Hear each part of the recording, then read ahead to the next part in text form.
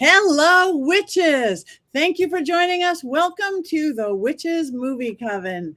Yes, witches and goats talking about witches and sometimes goats in movies and occasionally television. Thrilled to have you here. We've been doing this quite some time, but let us introduce ourselves now.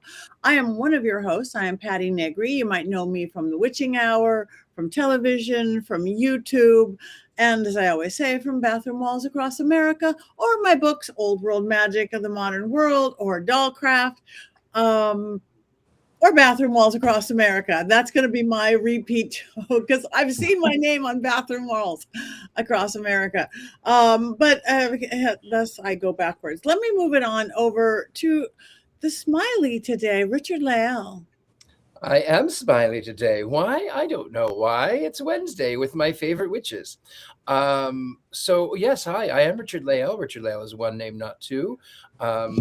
My bathroom walls across America joke is that if I were just Richard, I'd be 8.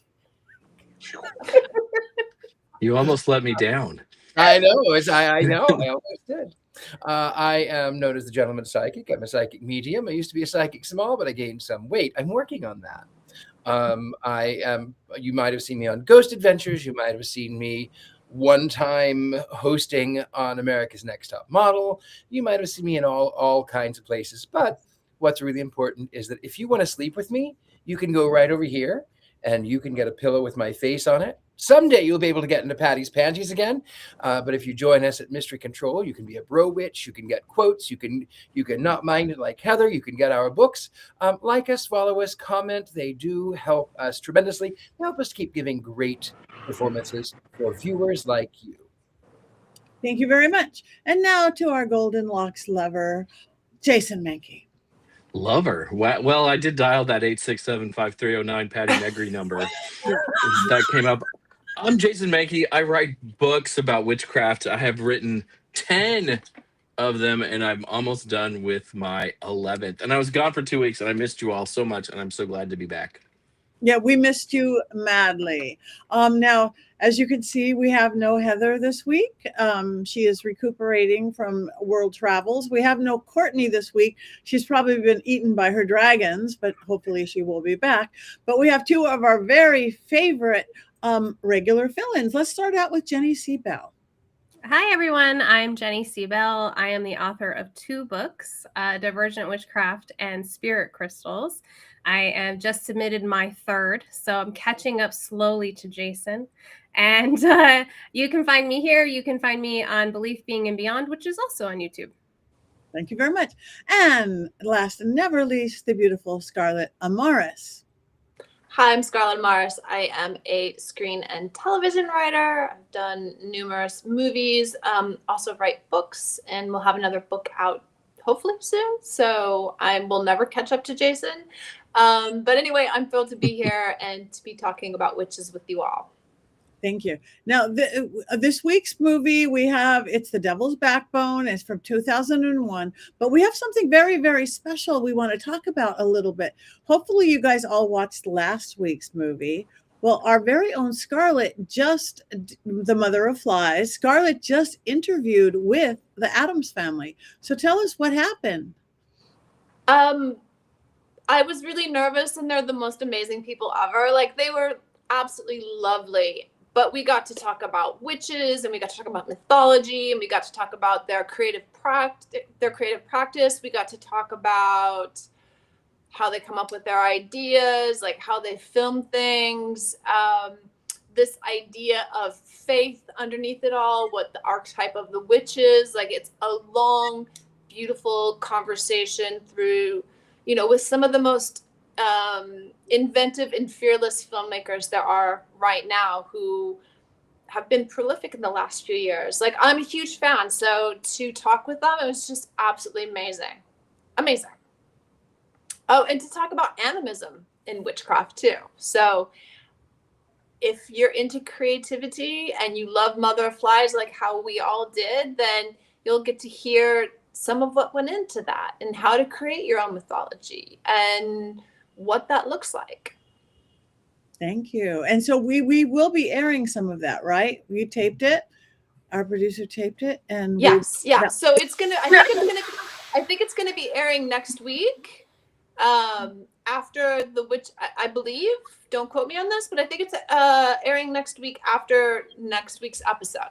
Okay. Hopefully. You guys don't want to miss it. I can't wait to miss it. I don't want to miss it because. Oh my gosh.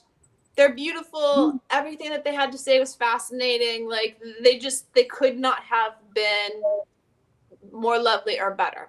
Like you're going to love it. You're absolutely going to love it. Thank you. Okay. Now, also, I didn't forget, but didn't have the chat room open. Thank you, our other Coven member, beautiful Tabitha Meadows. She is running our chat room for it. We love her madly. And of course, our producers, Rob and Christine in the background, keeping us here, keeping us centered with our eyeballs in the hole right where they're supposed to be, more or less. So thank you all. So this week's movie, look at you, Jason. It is Witchcraft. Devil's Backbone. It was a long movie. It was in Spanish. It was a subtitled movie. We did by Guillermo del Toro. I watched it very late at night and I stayed awake. So there's something to that. So who wants to start out something about the movie? Does anybody have anything about the movie? Heather, like Richard-Lael. I do actually have things about the movie. I wasn't. I forgot your synopsis. Oh, I'm so okay. I'm here now, and I'm going to do the synopsis. But I've got some Heather things too. Okay, so, synopsis from Heather things.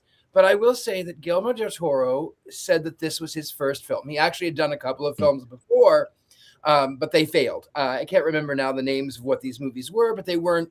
This was the late 90s. Nothing was really working well. He thought he was going to leave Hollywood, and he had a chance to work with Quentin Tarantino, and then The Devil's Backbone became what he called his first film and his introduction into other movies. It is in Spanish, as you stated. What I also liked was the dedication to his parents. I thought there were some beautiful elements to it. The CGI for being 2001 was not so bad. It was when you look at really other great. Really great. The ghost boy, he becomes sort of translucent, and his blood, he's got a head wound, and instead of his head wound bleeding down like you would think that it would, it actually sort of floats in this ethereal way, depicting the manner in which his body was disposed, and where he was haunting and a little terrifying. You also felt sorry for the specter, and you actually felt that he was not menacing to anyone other than the person who deserved it.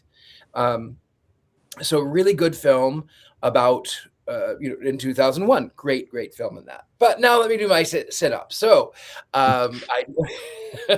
those were a few things that were not quite to Heather's degree, but a few things about the film in case you had not known.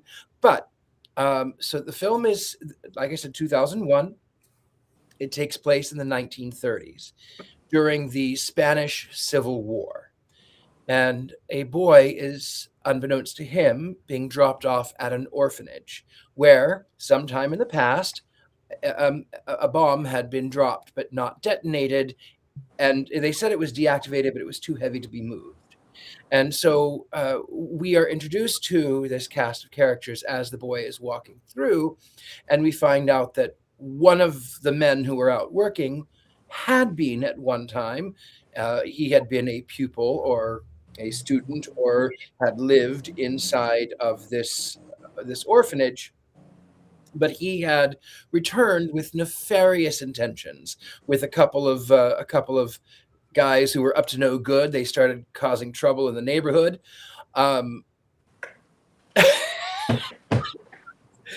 So this guy returns with a couple of other guys, but he works inside the school. Meanwhile, the headmistress, she's married to the doctor, and she herself she's an amputee, so she has one leg that has been amputated. The boy gets abandoned, left behind. As he runs out, his suitcase breaks. The doctor comes to sort of rescue him because it was It was a hard time for him. The kid proceeds to get made fun of for being effeminate and being too posh when all of the other boys were a little bit more rough and tough. As it turns out, we find that there is, in fact, a specter that they call the boy who sighs. His name is Santi. We find that later on. He was actually he had slept in the same bed where this boy, our hero, was currently sleeping. And Santi had disappeared some time before. People thought that maybe he had wandered away and died, or they thought perhaps someone had gotten to him, or something had happened, or maybe he lived a happy life and was in another town. But we find out, the older man who had been a former pupil of the school actually had much more to do with the death of Santi than he originally had let on. That man was also having an affair with the doctor's wife, the headmistress, with the amputee, and he was sort of seeing one of the young women who worked in the school. And his intentions were nefarious. His intentions were to steal gold that was hidden somewhere within the confines of the school. As it turns out, he's driven away, and then he comes back, and he causes an explosion, and then he and the fellows dig through the rubble to try to find the gold. They can't find it anywhere. Meanwhile, the Horace and Wallace and Gromit, whatever they were, the other guys' names, they end up by leaving. Clearly, that was a waste of time. The explosion has killed several of the boys and has killed all of their caretakers. So it's death. Also, that Santi had come several times to warn, you're going to die. There's no getting around it. Many of you are going to die. Good luck. So the boys then have fashioned a way to sort of get back at their captor, and who finds the gold in the wooden leg, by the by. So they lure him into this sort of trap, and where he raises the weapon to send them to their otherworldly, when he wants them unalived, they are stabbed, as was foreshadowed, by fashioned spears, as the cave dwellers that they studied earlier in the show. They stab him under the arm, and then they gather him, they corner him. Santi, the ghost, the only thing he'd wanted was to be reconnected with this man who had brought the end to his life.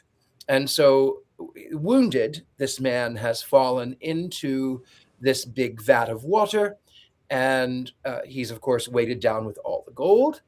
And Santi is there to receive his friend, and they are reunited, so to speak.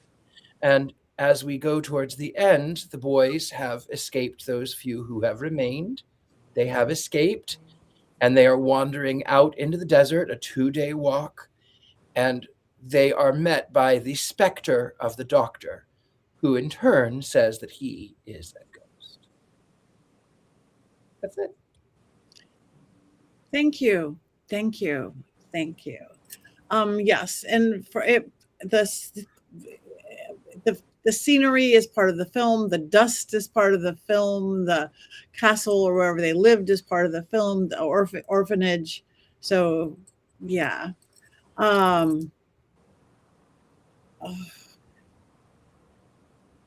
Who wants to go first?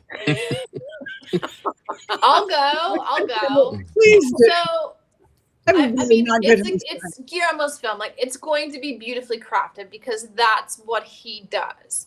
But I found myself like, they're afraid of this boy of size, and it's like the mother of size. Like, I love this whole idea that he's leading up to in this premise, and like, a whole bunch of you are going to die, but like, that none of the ones you care about are going to die. Like, it didn't fulfill what it was promising to do. It could have been a lot scarier.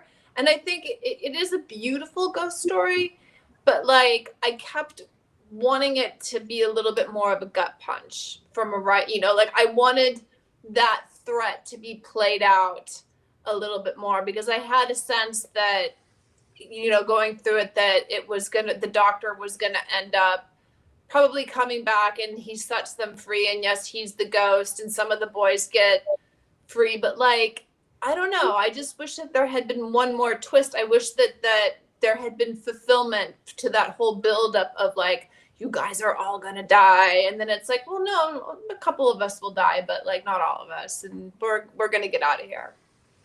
But maybe that's just me being cranky. I don't know.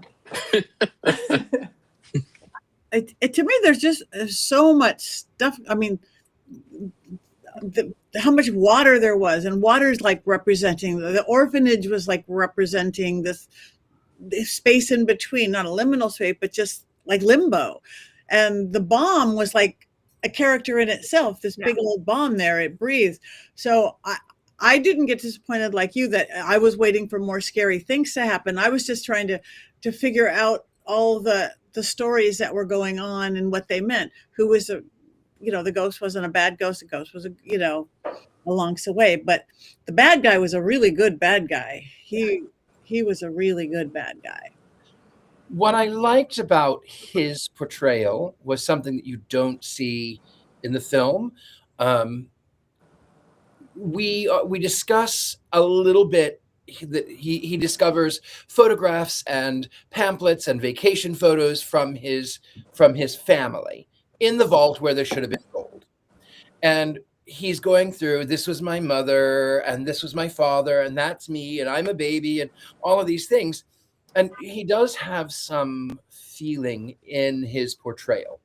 Now, it is not discussed what brought him there. It is not discussed what his parents did that landed him there. There's nothing is discussed. However, to the credit of Guillermo del Toro did know.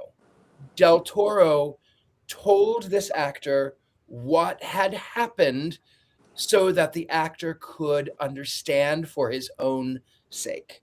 But nobody else knows. Yeah, he does that as far as I know from interviews with him. He does that for all movies, all characters. He gives them like a very like detailed backstory of like to make it as rich and as real as possible. Like this is your whole backstory, which I feel like sometimes like you can really see it through his movies. Like it feels real. What I like about him and his films are his intersection of like folklore, folk tale, fairy tale, innocence, and childhood, and then there's like an element of horror, and that's like in all his movies. And that really resonates with me. I saw The Devil's Backbone after I saw Pan's Labyrinth, and I thought it was so good that I forgot I was reading. And to me, that's like the mark of a really good foreign film, is that like I forget I'm reading and I'm like, oh, I guess I know Spanish. Like I'm just so into the film. And so I felt that way. I personally wish there were more ghost stories like this. I like that it's not a horror movie, that it's more of a sad telling of a ghost. I feel like, I don't know, there's something different about that. Like so many ghost movies are just kind of goofy, like Ghostbusters and Casper, which I like those too.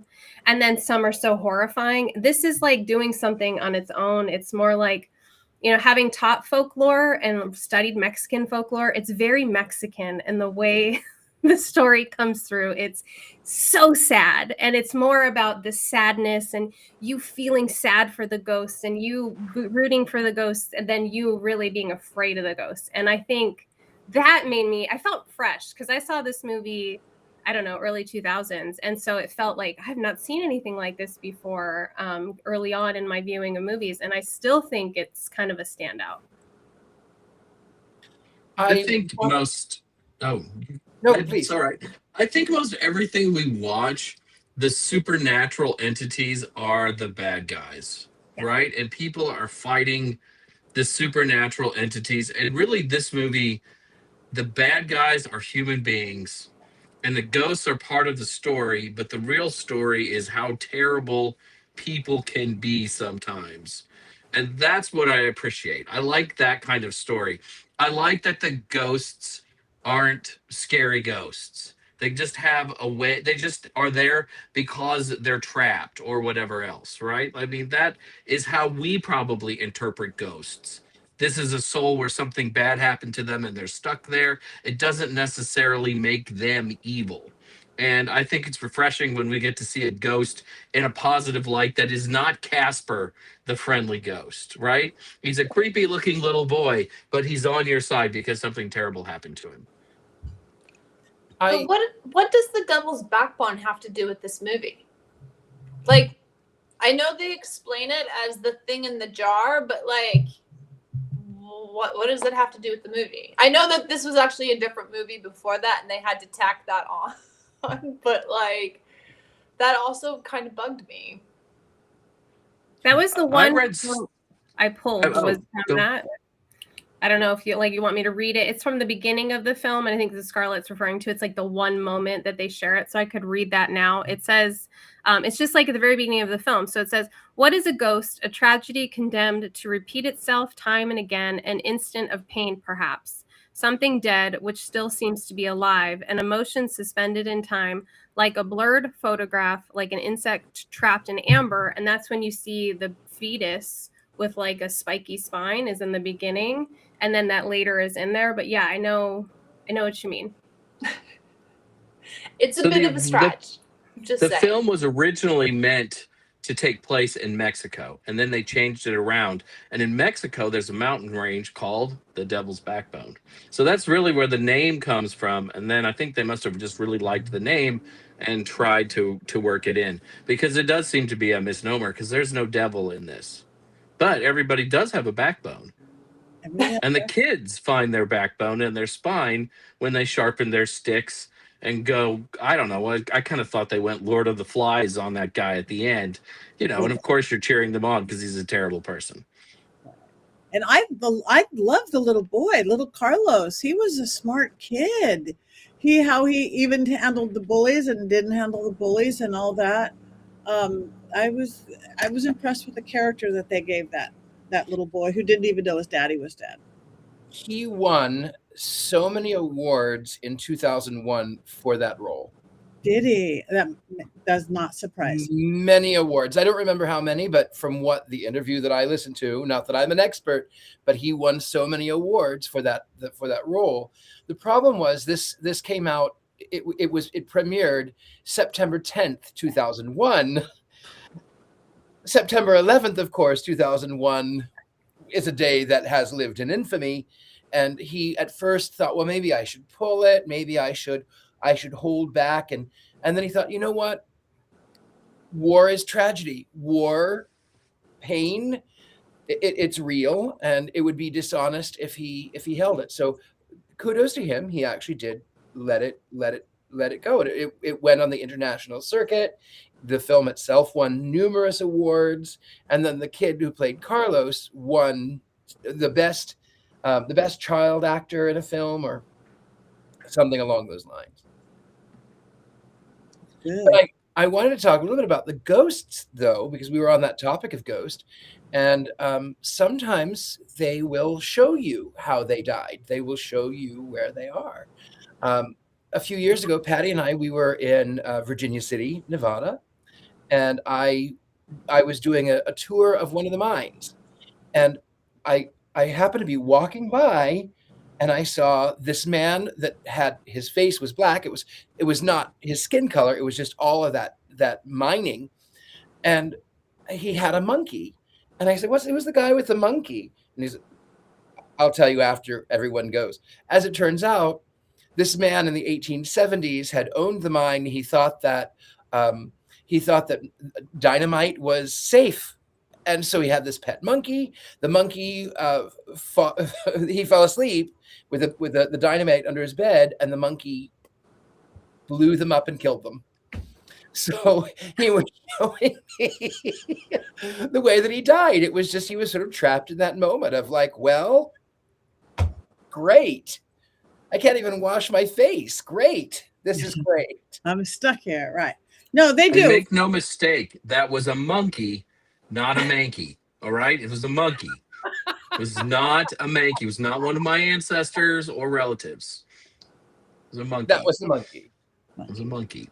So, and I like the way they portrayed, the orphanage. It looked so, I mean, not a place you really want to grow up with, besides the dust and the dirt and the no food and the no water. Yeah, lots of water, no food. Just the desolateness of it in the middle of nowhere. And it does look like we were showing pictures earlier in the background of a castle that some of us have been to, Preston Castle in Northern California, and built about the same time. And it looks very much like that. The beds were separated and so cold, and there was nothing warm within this place to bring life or a homey feeling to it. And I met many ghost spirit children hanging out at Preston Castle in Northern California when I was there too. So Spirit children are oftentimes the hardest because they really are still children. Years ago, when I lived in Las Vegas, a friend of mine lived just off of Desert Inn, just off of the Strip, but off Desert Inn, in one of the suburban areas behind. Well, I think it would be closer to the Wynn, but anyway, behind the Strip. And 1950s ranch house. It was built in about 1949, 1950. Rambling, ranch house. And I walked in, and there was, he said, "Oh yeah, this is the kitchen, and we've redone the living room." And I walked past a hallway, and I saw this little boy dressed in 1950s like a cowboy. He stuck his head out from behind one of the doors and then went back in. And I went, "Tell me about the hauntings you have here." And he said, "Well, I wouldn't call them hauntings." He says, I mean, electrical things we have, like, the television will come on and we'll turn it off and it'll come on, or we'll come home and the television is on, or sometimes the lights will flicker." And I said, "Well, you have a little boy, and I feel like, like polio, and I feel like it's like the early 50s, and I saw this kid in the back room." And he said, "It's really funny you should say that, because we bought this house from the original owners, and or the son of the original owners, or there was a brother or a child. I can't remember now the direction of the story, but there was a young boy who had lived in that back room, and he had died of polio, and he was still there playing tricks and wanting to watch television. So it's really hard to deal with, because they sort of get stuck in that." they did. We had them wanting to play ball with us when we were at the Preston Castle, not in Spain, but in Northern California. These little boys, literally, we had little cat balls which light up when goes to it, but we literally could see how they just playing little kid ball games with us. And it was sweet and sad at the same time, very sweet and sad. Very sad. I don't think that they were stuck there. I think that they hung out there because that's the life they knew, and not even that they died there. I think maybe, whatever their life didn't get any better along the way, and once they passed, let's go hang out there. I think that's even the same, like all the spooky places we go with paranormal, like the prisons and the insane asylums, and not all the spirits are stuck there. Some just, it's the life they knew. There was one more ghost story, if I may. I know you were there at Penhurst as well, but I was there with Elton and with Matt Rife. They're an aside. They're lovely. That was an aside, but I was there for them, with them. And I went into, they had me in Candyland at first, and I was down in the cellar, and they had the television Oculus with 1,000 words programmed. And they had the cat toys, and they had them inside balloons. And I sat down in the dark, and it was so cold. It was colder in the building than it was outside. It was so cold. And I said to the empty room, "Hello, my first name is Richard-Lael. It is so lovely to make your acquaintance." And that Oculus spat out, "Richard." And I said, "Yes, close. I know that you're not going to be able to say it from here. Ghosts. But close. It's actually Richard-Lael. It's one name." And then they start playing. They said, "It's birthday." They saw the balloons. Birthday. And I said, "Yeah, it kind of looks like a birthday with all of the balloons. It does look like a birthday." And then they started saying, "Sing." So I sang happy birthday. And then they said, "Quiet, listen." And then I'd hear footsteps off in the distance. And then what was funny is I wore my devil pin, and they'd say, "Ooh, devil, devil, devil." And I said, "Yes, but there's no need to be afraid of it. There's no need." And then they kept saying, "Vent, vent, cold, vent." And I said, "I can't turn on the heat. I can't turn on the heat. It's disconnected. What do you want? I can't." And then what really broke my heart was they started saying, "Bad kid, naughty child, bad kid." And I told whoever this was that they were not a bad child. No matter why they were there, no matter how long they were there, they were not a bad kid. They were just a kid. Yeah. And so I sat and talked to them. And then when Matt and the crew came back in, that the board said, the Oculus said, Oracle, Richard, and then the planchette moved to L. So they had learned to say my name, and it was really sweet. That is so sweet. Oh my gosh. Candyland is crazy. I'm going to be doing a seance in Candyland with the Ghost Adventures guys next month that people can go to. I've done a lot in Candyland. It's crazy. I left a Black Phillip there. You did leave a Black Phillip there? I did leave a Black Phillip. I will go look for Black Phillip. I'll bring Black Phillip. And maybe I'll say, do you remember Richard-Lael? Yeah. They'll remember. Happy birthday and the devil. They'll remember. Okay. I do not get forgotten. That's what I was saying about this movie. Why I like it is because I feel like it's how I view ghosts. Like I love Santi. He's my favorite character, and he's good and he's sweet, and he just had something tragic happen to him, and all he wants is someone to communicate with him. And that's I think how most witches view ghosts and spirits and people who are stuck here, with empathy. Yeah. It's not with fear. And that's why I found this movie so refreshing, because I was like, oh, this is what I actually practice and believe in. And I've never seen that in a film, because, it wasn't hokey, and it wasn't the movie Ghost I really like, but it's kind of silly and hokey. This was just more it felt real, and it felt like it was talking from a place of love and tenderness about the spirit. And I loved it. And for that reason, because I think it's not scary. And because most of us, I think, are not afraid of what other people would be like, ghosts or spirits. We're not afraid of them. It's that's just part of our liminality as witches, as part of our practice. Right. Right. And I loved the Santi too. And he didn't just want the revenge. He wanted acknowledgement. That's what he was there for, acknowledgement. And then once Carlos wasn't afraid of him, it's just, yeah. Well, Patti, you and I have lived in Hollywood. I don't live there anymore, obviously, but used to live in Hollywood. When I lived in Hollywood, this is where I had my realization, not only about spirits in general, but about the human spirit more broadly. I worked in Hollywood. I worked, not only did I work in film and television, I was also a busker for many years, and I was very good at what I did. But, I was famously known for playing Willy Wonka, and here I am, custom clothing and antique clothing, and I, put a lot of effort into it. And it was what I wanted to do, because I wanted the freedom to be able to just sort of do what I wanted to do.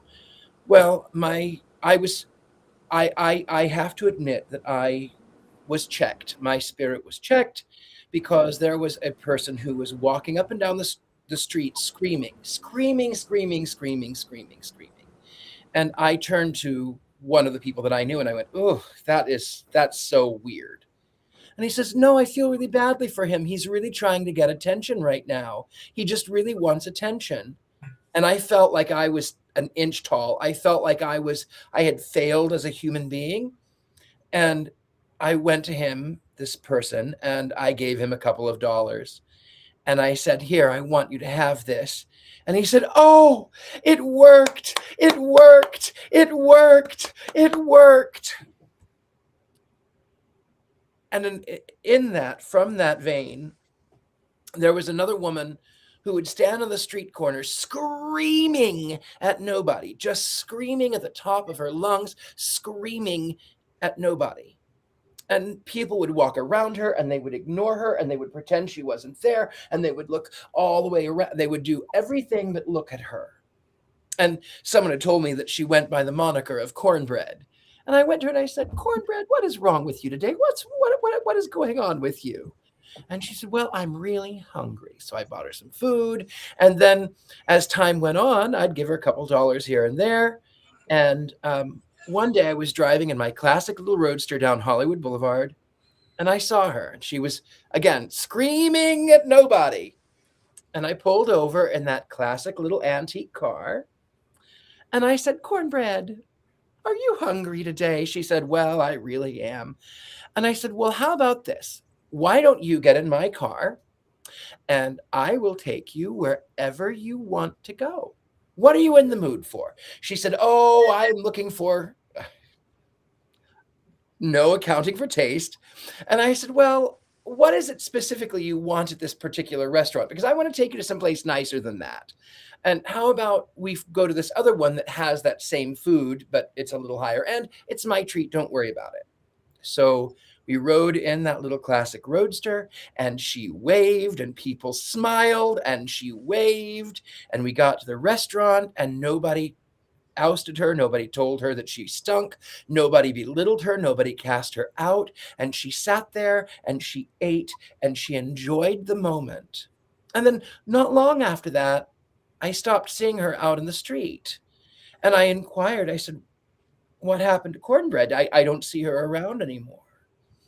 And I was informed, I hope this was true, I was informed that she had gotten clean, she'd gotten sober, and she had gotten a gig where she was living in a hotel as a manager. So she was managing nothing big, just managing little things here and there, and someone had given her a room, and she had cleaned up her life. So what I had learned from the spirit world and from the human world is that the worst pain is to not be seen. The worst pain is to be ignored. And how many people who are sensitives go, no, there's nothing here. There's nothing here. There's nothing here. I don't believe in it. I don't believe in it. It's not here. It's not here. It's not here. And the pain that must be. And when there's just a little bit of, I see you, I understand you, I know that you're here, and I respect you. I respect you as the person that you are, no matter if it is time slips or no matter if you, whoever you are, I respect you. And that makes the spirits move a little bit better than if you scream at them. If you scream at a person who's down on their luck, they'll probably scream back, and then they might shiv you. So don't do that. Just acknowledge. Just acknowledge. Acknowledge. We all want to be acknowledged. Thank you. Welcome back, Scarlett. Thank you. There's I was ghosts in her limbo. machine. She goes. I don't quite know what happened, but yes, I have a new iPad, so I'm still figuring it out. So it was a technological fail in some sort of capacity. So I missed what you were talking about. Something else I wanted to bring up is something that I thought was a really interesting, beautiful moment.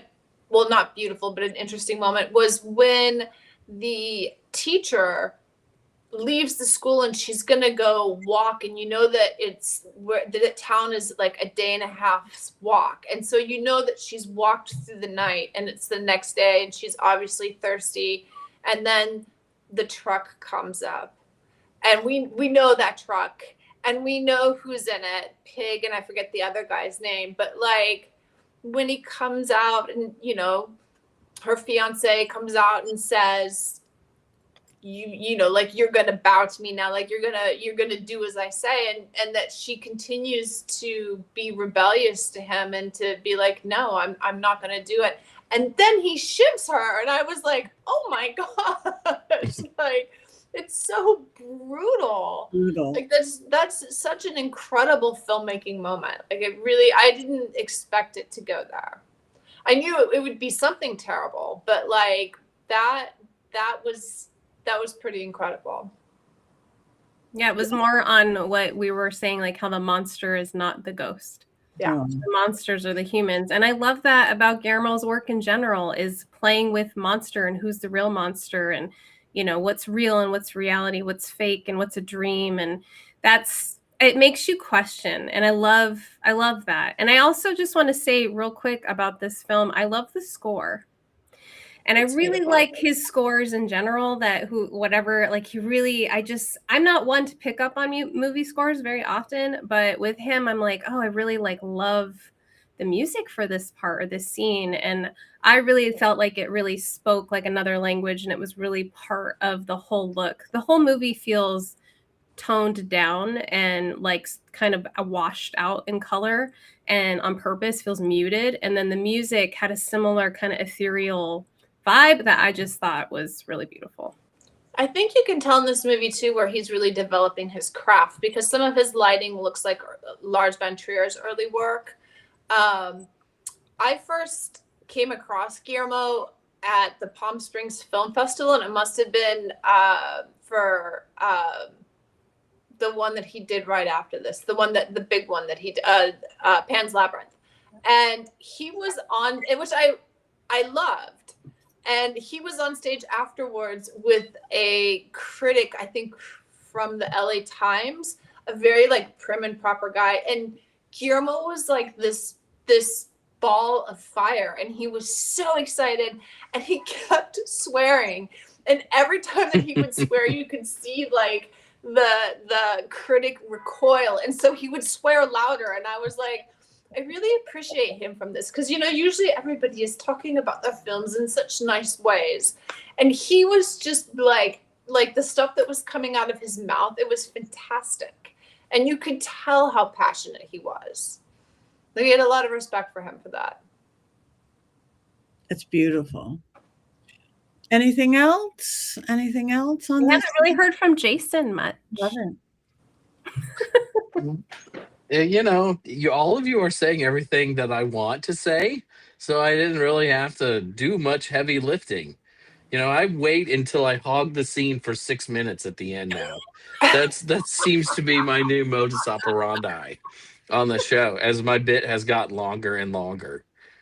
So just save it up. I will say though, Scarlett was saying she was surprised by that scene with the teacher walking out and running into her boyfriend. After watching Pan's Labyrinth, like, I can't be shocked anymore, because that movie just ripped my soul out so badly. And I had not seen this movie until watching it the other day, that I just assumed the worst the whole way through, that it wasn't the absolute heartbreak that I felt at the end of Pan's Labyrinth was actually a relief to me, because I was truly expecting, pretty much all of the children to die. Well, I thought that would have been like I thought that's where it was going to go. I will say this about Pan's Labyrinth, and I know you guys have talked about it before, but from a writing standpoint, it's really interesting, because the most horrific things happen in the first act. And then everything after that is the result of that, which it's not quite as horrific, but the real violence is like immediately, like it comes in like a prize fighter throwing a punch. It's really like an incredible structure. This film was not quite that, but it had its moments. There's just, like all of Guillermo's work, it's quite beautiful, and poignant. I think poignant is always a really good descriptive word for him. Yes. He's a filmmaker that you just like. I think probably everyone agrees with me, but there are certain filmmakers you cheer on and you want to do well and you feel attached to in a way. And I think in our house, he's one of those filmmakers. I mean, because we love Hands with Eyes on Them, especially. But there's just something about him that is authentic and unique to filmmaking that I just don't think we see enough of. Because when we see a Del Toro story now, we know that it's his. We know that it looks the way he wants it to. And he's a giant nerd and a giant geek. And I have to truly appreciate that.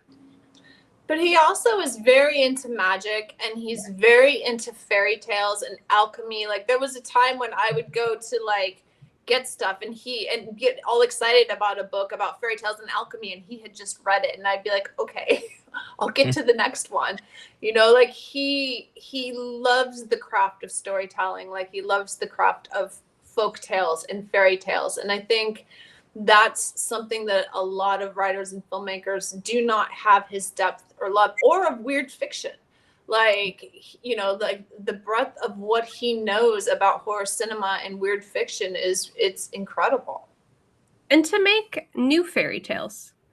like Pan's Labyrinth is a new fairy tale. Yes, it has components of things, but also Devil's Backbone's like a new folk tale. Like it has components of other things, but to do that now when there's just so much that's already been done, I just get amazed by that. And I think it's because of what you said, his breadth of knowledge. I know that he reads tarot. His mother read tarot. I know that he collects oddities. And he was very fascinated by sideshows as a child and circuses. And he collects memorabilia from that. And so all the jars and stuff, like he has those himself. And so it's like he is like a giant child that we're in his like imagination and we're getting to play with him. And I feel like that's what makes it so fun. As I age, I try to be more childlike. I'm like, as I get older, my childlike wonder and curiosity, I'm inviting her back. I'm like, no more of the seriousness, because that didn't really get me anywhere. And so I look at him as like inspiration. I'm like, I want to play. I get similar books that he has and I look through them for inspiration. It's just like this idea of creating from a real place of play and joy. And like, I love what I do. I admire that. Do you have a favorite film of Del Toro? Yeah, Pan's Labyrinth. I actually have, personally, that's my favorite movie. And for my 40th birthday, this artist in Spain, Tomas Ijo, he did a giant wood block print front, like inspired by the movie, and it's hand colored and it's numbered. Guillermo has number 1. I have number 41. And I have it framed, and it's like my prize. Like we have a Halloween wall. All the art is inspired by being a witch. But that's my prized piece because it's like, you know, that's it. That's like that movie woke something up in me that never went back to sleep. That's beautiful. Thank you. That is beautiful that you have rogue hair going on. We don't know what that means. Rogue X-Men. Oh. She's got the streak. You do look very rogue-like. You just Oh, need to say oh, sugar now. You got to say sugar. Talking a little Southern accent. Right? Oh, that's Yeah. nice. That's good. All right. Do we have any quotes? Somebody had one quote. I just had the one because, The you know, it's in Spanish. So It is. Yes. they're hard to remember when they're in Spanish. All right. Then that means it is time for your 6 minutes of heaven, Jason Mankey. It is, and this is, I think, a long one. Also, you all might be really mad at me for it too. We'll see. No. Yeah. So yesterday, I had a bunch of packages I had to mail out. So I was planning to spend my morning stuffing envelopes and checking mailing addresses. And part of that plan was to kill 2 birds with 1 stone and spend my morning working on those packages while also watching The Devil's Backbone. I really have been kind of checked out for a while, so I knew nothing about this movie. Didn't even know it was a Del Toro movie, which surprises me now. So imagine my surprise, and in this case, horror, when I found out that the movie was in Spanish and that the free version I had a link to on YouTube would take me nearly 2.5 hours to watch with commercials. And I need to tell you a few things. First, 2.5 hours is a lot of time. And I wanted to watch the free version of this movie because every August in my house is austerity August. Since August is the absolute worst month of the year, we try not to spend much money during this month as a form of silent protest against August existing. And saving $4 on a movie rental is the type of thing austerity August was truly built around. Do you think I'm drinking anything good tonight? No, absolutely not. This is like 6-month-old soda with sugar in it. Anyways, it's also important that you know that I think Spanish is a lovely language. It is far more pleasant to the ears than English, but I also don't know very much of it. And The Devil's Backbone being in Spanish absolutely ruined my morning plans because it meant I would actually have to pay attention to the screen at all times to keep up with the movie. There are lots of different ways to watch a movie, especially when you're at home. And very often, I think my movie watching style is what you might call distracted. Oh, I'm watching the movie, but I'm also reading about how I'm too mean to Donnie Diapers on social media. And then, of course, I'm also reading about superhero movies and football and Led Zeppelin and sharing texts with the Movie Coven. In other words, I'm doing several different things at one time. Tonight, when the show is over, for example, I'm going to finish up making my dinner, watch Ted Lasso, cuddle with my wife, and check baseball scores, and pray that the Dodgers lose again, like you do. But you can't do that when the movie is in a language you don't know. So this all got me to thinking, what are some other movie watching styles? And because I've been doing this show now for 4 years, I think I know a few other styles. And that's because I've been able to piece together some of the things that my co-hosts have said over the years. So with no further ado, let me risk the wrath and indignation of all of you by sharing your movie watching styles. Up first, 2 a.m. on my phone after eating a gummy. This is the Patti Negri way of watching a movie. Have you ever seen Patti's schedule? Just thinking about it makes me tired, and I assume Patti watches everything for this show in the 4 hours between coming home from the Vampire Club and having to drive to LAX to board a plane at 5:30 a.m. to visit a haunted and decaying insane asylum 1,000 miles away. There's really no other way for Patti to watch a movie, so I completely understand this style. Next up is through tears of joy and triumph and being the best thing ever made. This is the Courtney Buckley way of watching a movie. It's finding the good in just about everything, except for the witch who came from the sea, and somehow being brave enough to declare that The Killing Tree is the best Christmas movie of all time. I assume these days Courtney is also distracted by lizards while watching things, but I'm guessing that only adds to her enjoyment of whatever we are watching for this show. Next up, movie watching is wholesome and nurturing and an experience that should be done with family in a setting that most would call bucolic.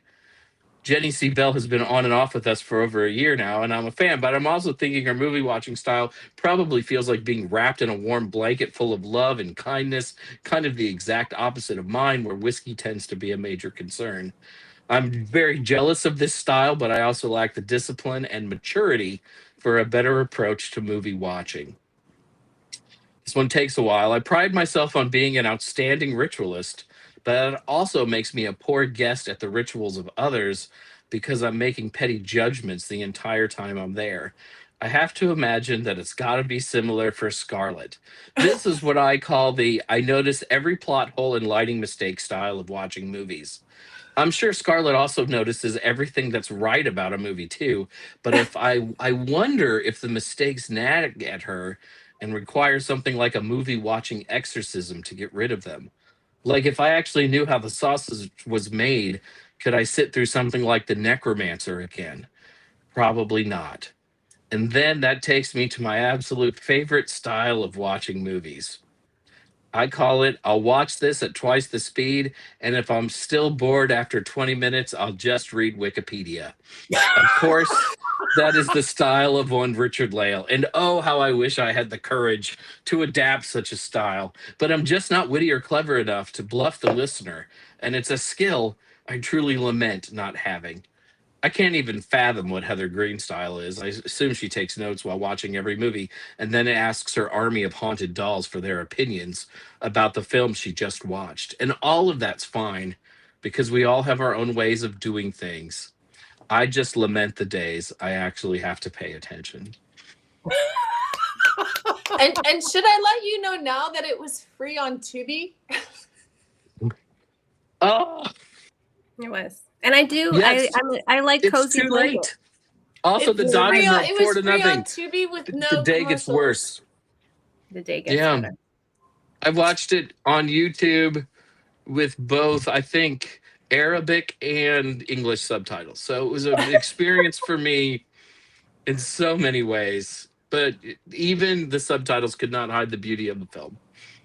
Wow. Well, and while wrapping presents and mailing, that's pretty good. No, I couldn't do that. I had to do it all separately because you can't have your attention. You can. You can't do it. All right, ladies and gentlemen, it is that time. We grab a wand. I'm going to grab a gun because it's kind of a war movie. It's a lighter. Anything crazy. Patty, what are you doing with a lighter, gun lighter? This is like the randomest thing ever. Isn't it? It's good at ritual. It was a gift. I love it. But it's sitting on the desk or sitting on the coffee table. It looks kind of real to people like me who don't know anything about guns. Anyway, wands up, wands down, wands neutral, wands where? Is this an up, up, up, up? All up. Wow. Oh. Da, da, da, da. Did it? Wow. Okay, everybody in the chat room. One's up, horns up from Lord Kelvin. We got it up from Dawn. I'm look at this, a Spanish long film, subtitled, kind of long, and we've got all wands up so far. Ooh, It's actually long on YouTube. In Arabic as well. Yeah. Wands up, wands up, wands up for Guillermo de Toro. Wands up. We got sparkles. I don't even know what that means, but I like it. We got sparkles And lighters. and lighters and sparkles. And so this is pretty good. So this cannot be our first. Okay, we got one neutral. Robert's a one neutral, because I want to say if this was our first wands up all the way, that would have been a first ever. And what an odd film to have as everybody unanimously wands up film. But we have a neutral, but it's still one of our highest wands up. I didn't fall asleep. I didn't watch it at 3 times the speed. I didn't regret my $3.99 because I watched it on YouTube and not on Tubi for free. Me too. All of the above. Did not fall asleep. No gummies. Lighters and sparkles. Oh my. So do we know what we're watching next week? Maybe our producer can tell us. Maybe our producer can. Oh, Gods, no. Oh, I want to come back. Invite me back. I'm not gonna be here next week, so please. That works. I'm sick next week. I feel it coming on. All right, everybody who isn't reading the board, because maybe they're doing something else they're mailing and didn't read. It is Twilight, because it is Courtney's birthday pick. I think I got the black lung. Right. Speaking of sparkles. There you go. Merman, Pop, Merman. Okay, so everybody, Twilight next week. We got a couple of minutes left. Does anybody have anything going on they want to talk about? I'm going to be watching next week's movie at 3 times the speed. That's what I've got going on. Oh, yeah. That's My about it. fantasy football draft is next week, so that's exciting for me. All right. Well, this weekend I am heading to Virginia City again, Richard-Lael and Mankey Mansion. I'm going to have a whole fun weekend. 2 paranormal investigations, a haunted doll tea party, so you can get my book Dollcraft, and a seance, all at the beautiful, very haunted, oldest, biggest house in Virginia City. If anybody can get to Virginia City, which is way up there in Nevada, come join us. It's going to be really fun and really special and kind of intimate, because it's a house. It's not like a million people can come. So that's where I am, and that's it. Anybody else? The premiere of my short series is Saturday at 8 p.m. on YouTube, Pacific Standard Time, which 4.5 minute shorts that I have been filming here in the Tower. So it's called The Tower, and it's all based around the history and mythology and ghost hunting in the Tower. So we will see how it goes. But yeah, this Saturday, 8 p.m. is the first one. What channel? Like, where do we? It's going to be on YouTube. It's going to be on my channel. Your channel. Yeah. And the first one is called The Seance, which Patty's in it. Again, bathroom walls across America. I know. That is great. Oh, I can't wait. I can't wait to see. I just know it's going to be beautiful. So can we one day do Scarlett's these on? We'll wait till all 15 come out, and then there will be enough to like fill to fill an episode. Okay. I don't think that you guys could talk for an hour on 4.5 minutes. You never know. We can surprise you sometimes. Even if we watch it at 2.5 times the speed. True. Just think that would be like a minute of your life. Right. While bailing. All right, you guys, it is that time. Come back. You guys, as Richard-Lael said, Please like us. Please follow us. Check out Mystery Control. Check out the Witches Movie Coven. Check out each of us individual on social media, because it means the world to us. And it's just, that's what you have to do in 2026. You can get yourself your very own Black Phillip on mysterycontrol.com. And you can cuddle like we cuddle. No matter how good or how bad the film is, we cuddle. So we have one more thing to do, because that's what witches do. 1, 2, 3. Join us.